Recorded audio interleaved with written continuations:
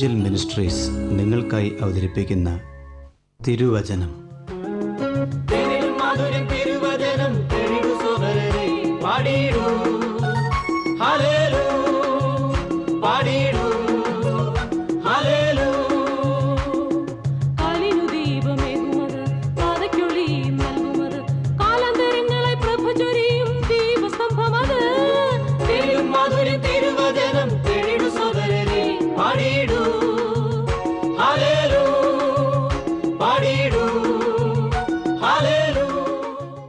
ഇന്ന് നമ്മോട് ദൈവവചനത്തിൽ നിന്ന് സംസാരിക്കുന്നത് Suviseshakan James M Thomas Nedumbassery.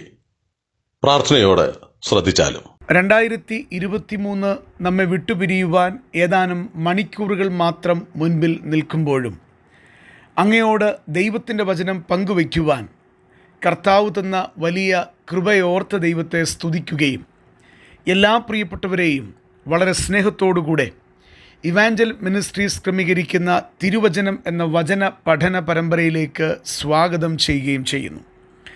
നാം അറിയുന്നത് പോലെ യൂദ എഴുതിയ ലേഖനത്തെ അധികരിച്ചുള്ള 162ാമത്തെ എപ്പിസോഡിലാണല്ലോ നാം വന്നു നിൽക്കുന്നത്. കഴിഞ്ഞ ഒന്നിലധികം വർഷങ്ങളായി നാം ശ്രദ്ധിച്ചുകൊണ്ടിരിക്കുന്ന ദൈവവചന ഘോഷണം ഈ വർഷത്തിൻ്റെ സമാപന സന്ദേശത്തിലേക്ക് വരുമ്പോഴും കർത്താവിൻ്റെ ആത്മാവ് നമ്മിലൂടെ മഹത്വപ്പെടും, നമ്മുടെ ജീവിതങ്ങളോട് ഇടപെടും, അത് നമുക്ക് അനുഗ്രഹമാകുമെന്നുള്ള വലിയ പ്രത്യാശയിൽ ഇന്നത്തെ സന്ദേശത്തിന് ദൈവകൃപയിൽ ശരണപ്പെട്ട് ഞാൻ തുടക്കം കുറിക്കുകയാണ്. യൂദ എഴുതിയ ലേഖനത്തെ അധികരിച്ചുള്ള 21ാം വാക്യത്തിൽ നാം ഓർത്തതുപോലെ ദൈവസ്നേഹത്തിൽ നിങ്ങളെ തന്നെ സൂക്ഷിച്ചു കൊള്ളുവീൻ. ദൈവത്തിൻ്റെ സ്നേഹത്തിൽ നമ്മെ സൂക്ഷിക്കുവാൻ നാം ഓർക്കേണ്ടുന്ന ഒട്ടനവധി കാര്യങ്ങൾ നാം ഓർക്കുകയുണ്ടായി. ഇന്ന് അതിൻ്റെ ഓർക്കേണ്ടുന്ന ഒടുവിലത്തെ വിഷയത്തിലേക്കാണ് നാം കടക്കുന്നത്. 24ാം വാക്യമാണ് അതിനാധാരമായി ദൈവകൃപയിൽ ശരണപ്പെട്ടു വായിച്ചു കേൾപ്പിക്കുവാൻ ആഗ്രഹിക്കുന്നത്. വീഴാതെ വണ്ണം നിങ്ങളെ സൂക്ഷിച്ച് തൻ്റെ മഹിമാസന്നിധിയിൽ കളങ്കമില്ലാത്തവരായി ആനന്ദത്തോടെ നിർത്തുവാൻ ശക്തിയുള്ളവന് എന്ന് പറഞ്ഞുകൊണ്ട് 24ാം വാക്യം ദൈവത്തിൻ്റെ പരിശുദ്ധാത്മാവ് വരച്ചു കാണിക്കുകയാണ്. ഇവിടെ നാം എന്താണ് ഓർക്കേണ്ടത്? നാം ഓർക്കേണ്ടുന്നത് നമ്മെ വീഴാതെ വണ്ണം സൂക്ഷിച്ച് അവിടുത്തെ മഹിമാസന്നിധിയിൽ കളങ്കമില്ലാത്തവരായി ആനന്ദത്തോടെ നിർത്തുവാൻ ശക്തിയുള്ള ദൈവത്തിൽ നാം ആശ്രയിക്കണം എന്നുള്ളതാണ്.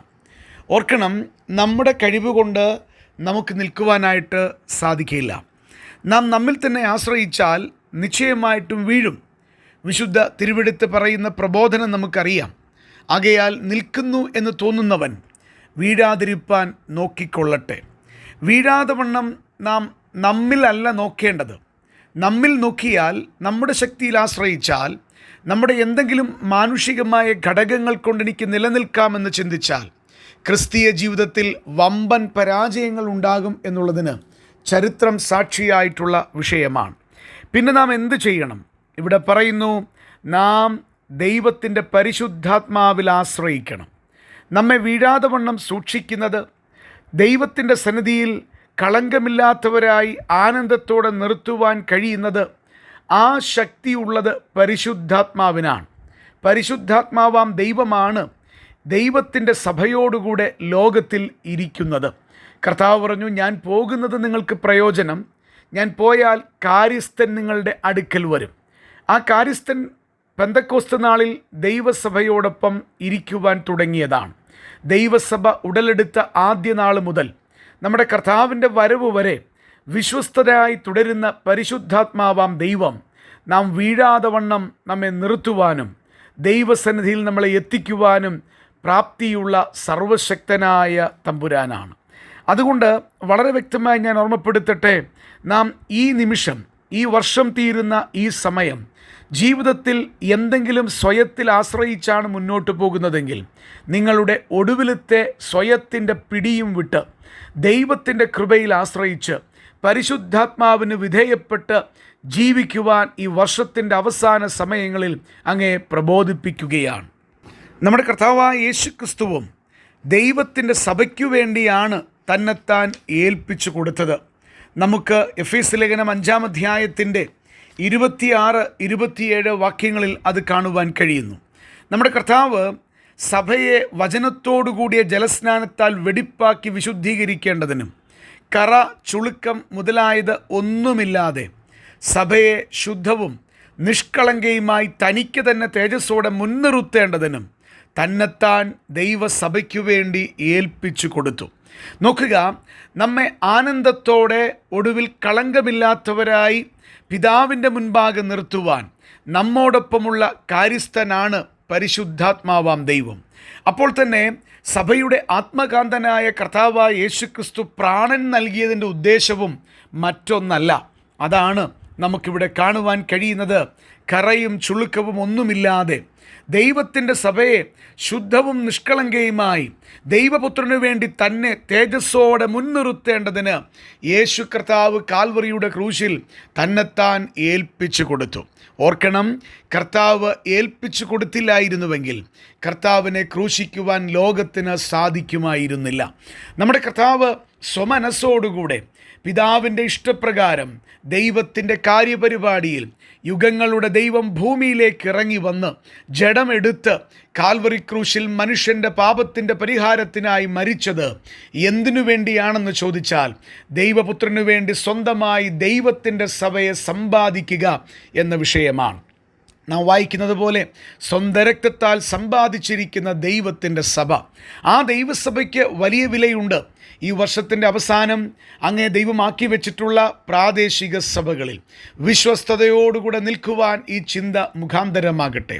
ദൈവസഭയിൽ ആരോടെങ്കിലും കയ്പ് ഈ അവസാന നിമിഷങ്ങളിൽ താങ്കൾ സൂക്ഷിക്കുന്നുണ്ടെങ്കിൽ, എന്തിൻ്റെ പേരിലായാലും താങ്കളുടെ ഹൃദയത്തിൽ ദൈവിക ചിന്തകൾക്ക് വിരോധമായ ചിന്ത കടന്നുകൂടിയിട്ടുണ്ടെങ്കിൽ, താങ്കൾ ദൈവസഭയ്ക്കൊരു തലവേദനയാണെങ്കിൽ, വളരെ വ്യക്തമായി ഓർമ്മപ്പെടുത്തട്ടെ, അത് ഉപേക്ഷിച്ചിട്ട് വേണം ഈ വർഷത്തിൽ മുന്നോട്ട് പോകുവാൻ.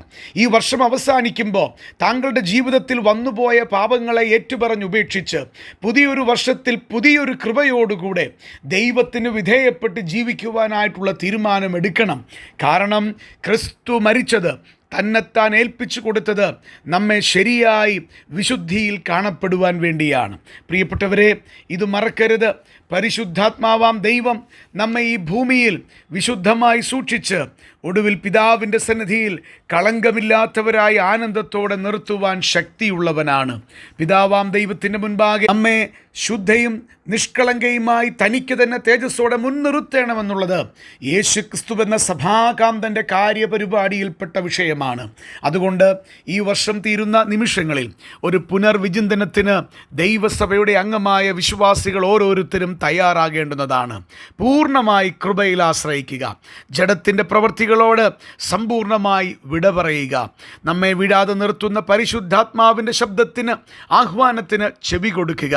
മുടന്തൻ ന്യായങ്ങളും ഒഴുക്കൻ മട്ടിലുള്ള ജീവിതത്തിൻ്റെ ശൈലിയും ഉപേക്ഷിച്ച് കളഞ്ഞ് കർത്താവിനെ പ്രസാദിപ്പിക്കുന്ന അനുഗ്രഹീതമായ ജീവിതത്തിലേക്ക് പുതിയൊരു വർഷത്തിൽ നടന്നു കയറുക.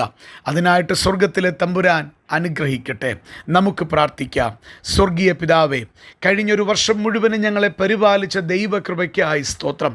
ഞങ്ങളെ വീഴാതെ നിർത്തിയ അനന്തമായ ദൈവകൃപയ്ക്കായി സ്തോത്രം.